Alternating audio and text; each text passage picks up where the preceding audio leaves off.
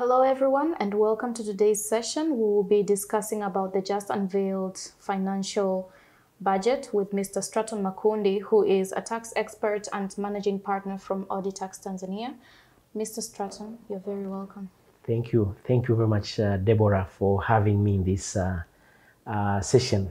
It's definitely a pleasure to have you. And speaking of such an interesting topic as the budget, I would like to hear from you, having been the tax expert that you are. I'm pretty sure we're going to be able to get a lot of important insights on the topic of not just tax, but the budget in general and what it carries. Many people have been following up on what has been going on and what points have been mentioned regarding the budget of the 2021-2022 year that is upcoming. And with the Minister of Finance and Planning having unveiled the budget for the 2021-2022 term, what is your overall view about the whole budget? Yeah, thank you. Thank you, Deborah. So overall, my view is the budget is an ambitious budget. Yeah, the minister has been ambitious, and this is because he's unveiled the budget for 2021-2022 of 36.3 trillion. And this is an increase of about 9% from last year's budget.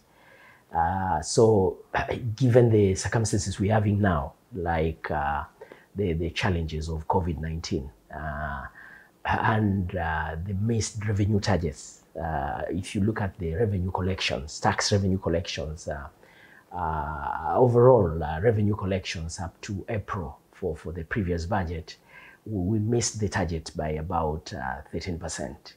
Yeah, so being bold to push for an increase of 9%, about 9%, is a bit ambitious. Yeah. And before we move ahead, as a tax expert, you did mention about the tax changes, and we did hear from the address that was being made at Parliament about the tax reforms in this particular budget. And I wanted to know what the implications are about these reforms, the tax reforms, not just to taxpayers, but to businesses and so on. Oh, thank you very much. So in terms of taxes, the ministers really attempted to address the concerns of the private sector and businesses and employees as well. Yeah, so you will see a number of tax reform measures. Yeah, and the lot of them are in this budget. For example, you have reforms on tax administration. Yeah, there are several reforms. There are two major reforms in tax administration. For example, the ministers given power. Yeah, powers were taken from the commissioner. Yeah, to waive interest and penalties. So these discretion powers have been returned to the commissioner. So you will, in May 2020, the government issued regulations for remission of interests and penalties, but these regulations were very limited in terms of scope, and there were a lot of conditionalities for taxpayers to enjoy them. Yeah, so effectively, these were discouraging taxpayers to enjoy the exemptions. So this measure will help taxpayers with non-compliance issues to, if they can convince the Commissioner General to get waivers on interest and penalties. There's also another very big measure which is important for multinational enterprises. Yeah, so if you look at the transfer pricing regulations, there is a provision. There was a provision which required if TRI, Tax Revenue Authority, make adjustments on your transfer pricing. So if you have transactions with associates and the prices are not at arm's length, and the TRI, the Commissioner General, makes an adjustment, then you had to pay a penalty of the adjusted amount of about 100%. Yeah, so this was also not a good penalty because it was excessive. Yeah, so this has also been removed. Yeah, so largely on tax administration, that is those are the good measures for taxpayers. And then there are some other measures on other taxes. Like if you look at employment taxes, yeah, definitely employees and employers should also be happy because there's some measures which have been taken in the budget. For example, the three key measures is first of all the lowest employment tax band. Yeah, the rate has been reduced from 9% to 8%. Effectively, there's a saving of about 2,500 shillings per month. Also, there is a measure for workers' compensation fund. Yeah, the contribution by private sector was 1%. Yeah, of gross cash enrollments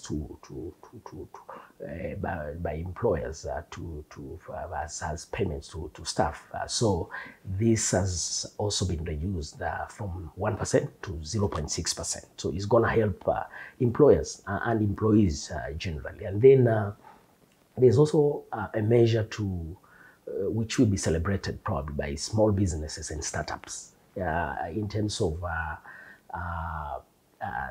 the threshold for SDL, Skills and Development Levy. Now, it used to start from 4 employees. If you had 4 employees, then you need to pay Skills and Development Levy of 4%.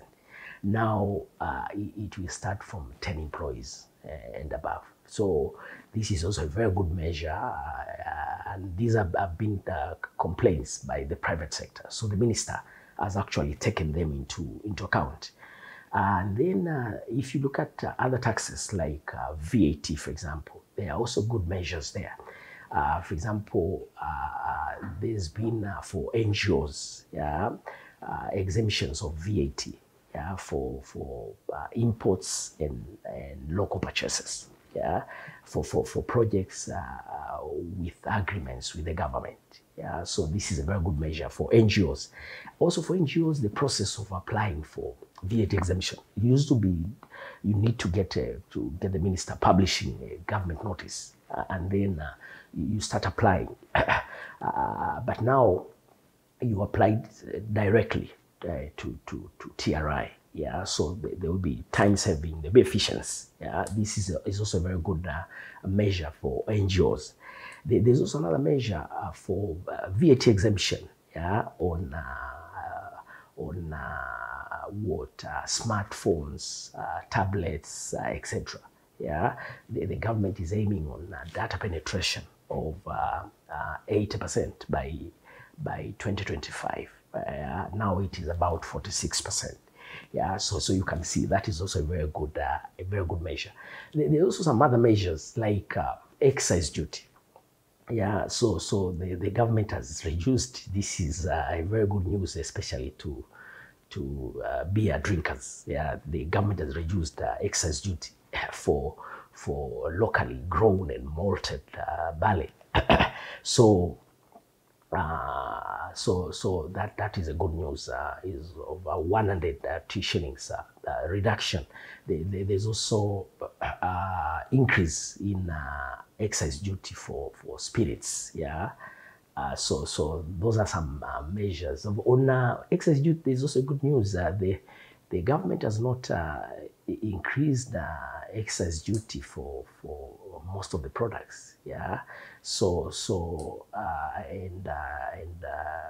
Items charged with excise duty. So this is also a very good news. Yeah. And it will help to boost manufacturing, etc. Yeah, and consumption as well. Yeah, other measures, tax measures in the budget include taxes on fuel and road tolls.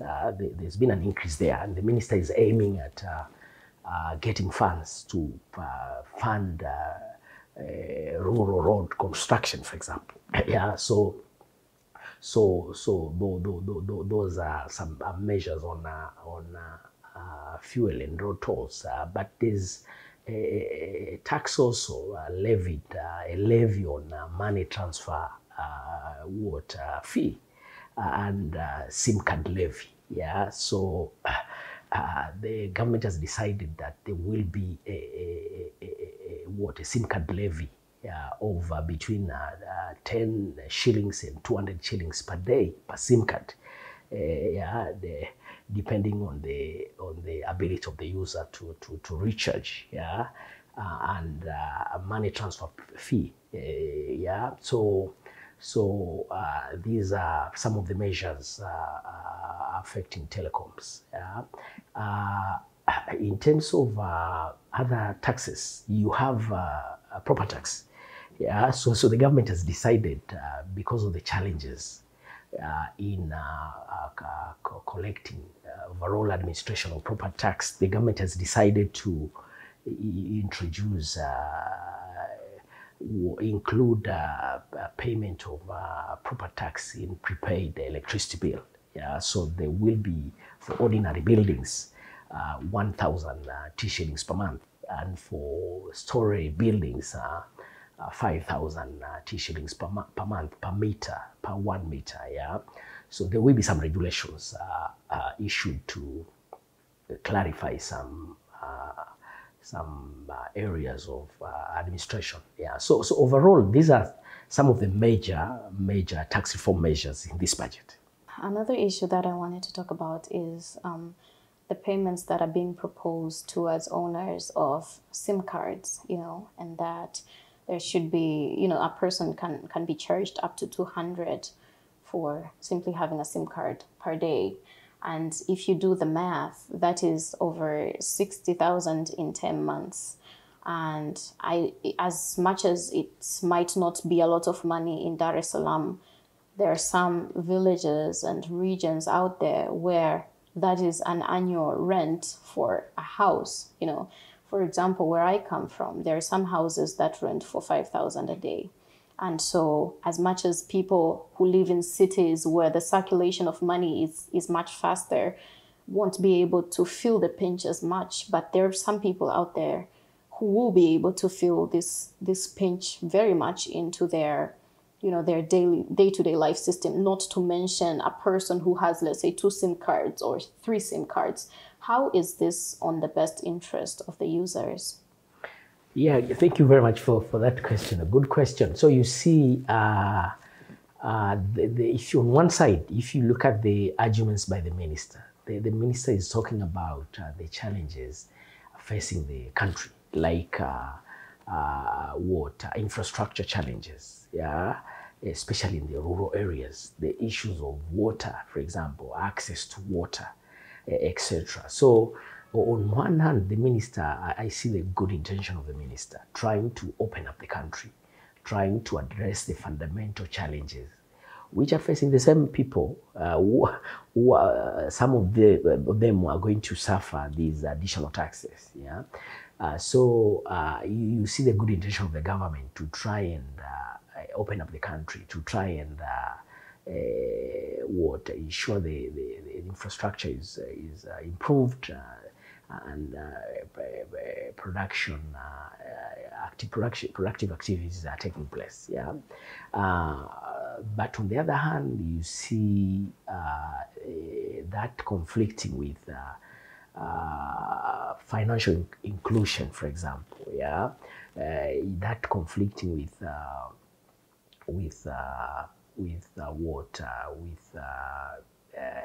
overall sustainability of the telecom industry. So you need to balance, to strike a balance, to avoid overtaxing the telecom sector. Much as this sector has grown rapidly, this is one of the fastest growing sector in Tanzania for the past 10 years. So you need to ensure the taxes in this sector. For example, the taxes in this sector, telecoms, are the highest in Africa. In Africa, Tanzania is one of the countries with high tax rates in the telecom industry. If you look at the effective tax rates in this industry, they're about 45%. Yeah, there's a need to strike a balance. So this is why I'm saying there's a need to review whether the taxes we're imposing on the telecom sector are too excessive. Much as we want to achieve these very important objectives, but we need to strike a balance to ensure we don't overtax the sector and not achieve the long-term sustainability effects. Yeah. And now that we have spoken, and you have given a great insight on many of the things that many people have been finding confusing and not easy to understand, I would like now to hear about property tax and what you think about property tax, because it has been one of the subjects that has been mentioned during the 2021-2022 budget. Yeah, thank you very much. On property tax, there's been a challenge in administration of property tax in Tanzania, and not just in Tanzania. This is a challenge in developing countries. Yeah, so the ministers come up with proposals to include a property rate in the prepaid electricity bill. Yeah. So now, as I've said, for ordinary buildings, there will be a payment of T-shillings 1,000 per month, and for story building per meter, and for story building 5,000. Yeah. So on one hand, I see the minister, because studies have shown that property tax can contribute significantly to the revenue coffers. Studies have shown you can collect for developing countries between 0.5% to 1% of GDP. So for Tanzania, that amounts to over 1 trillion T-shillings per year. Yeah, so I can see the reason as to why the minister is pushing to ensure there's a better way to collect property taxes. Yeah, but on the other hand, property tax. So I can see in terms of administration, is seen that the using the electricity system, water payment system, then you can improve collection of property tax. But on the other hand, property tax is a tax on wealthy people. Yeah, and is a tax premised on ability to pay. Yeah, so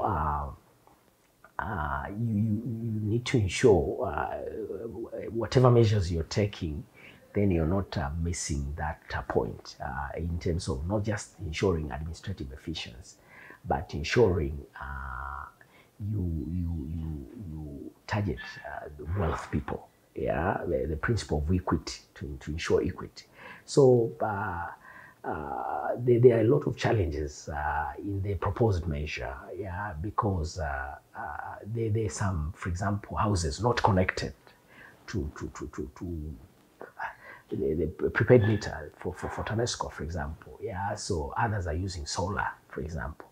Yeah, so that may be a challenge in terms of administration. Also, there's a challenge on the tenants are going to pay this. Yeah, so how practically will they be able to recover this from the landlords? There needs to be clarity on that area. Then the other issue is the ability to pay. For example, how do you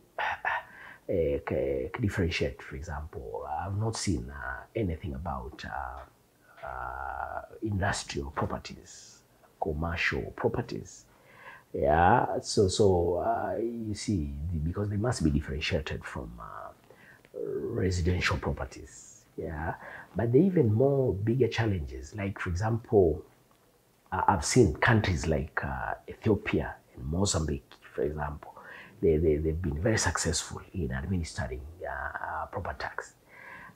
But they've relied on, I understand the challenge the minister is trying to address. For example, one of the biggest challenge in effectively collecting property tax is valuation of properties. Yeah, so there's a challenge in terms of complex valuation techniques, for example. So very expensive, takes time, and requires a matured market. Yeah, matured market for properties. So I can see that challenge. But these countries I've mentioned, they've used standardized assessment methods, and they've based on, for example, the size of the property, the location, access. For example, a country like I think Sierra Leone, based on there was also consideration for access to roads, for example, because property tax you pay for the services you're enjoying in your locality. Yeah, so you need to ensure this those who are enjoying more, they are also contributing more. Yeah, so I don't see that coming out clearly from the proposals by the minister. So while we trying to implement this proposal, there's a need to also learn from these other countries which have been successful in implementing an effective property tax collection system. But the last one is there are issues related to education, to taxpayers, and also ensuring the benefits from these collections are actually used for the intended purposes. Yeah. So because if that is not done, then people will be motivated to pay. So these are issues to look at. I just wanted to know, I was curious to know, who are the main beneficiaries with this particular budget? The overall, you could say the several beneficiaries in this budget, and several, for example, including small scale businesses, startups, for example, the changes which have been made in the employment taxes, they're going to help them a lot.